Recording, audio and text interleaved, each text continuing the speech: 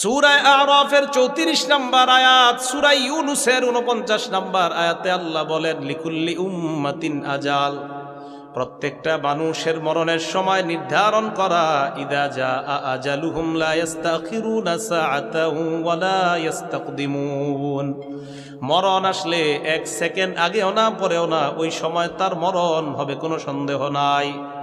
আল্লাহ পাক রব্বুল আলামিন বলেন মানুষের মরণ যখন আসবে, ইদা জাআ আজালুহুম, মরণ আসলে লা ইস্তাখিরুনা সাআতাও ওয়া লা ইস্তাকদিমুন, এক সেকেন্ড আগেও না এক সেকেন্ড পরেও না, মরণ যখন আসবে ওই সময় তোমার মরণ হবে, কোনো সন্দেহ নাই।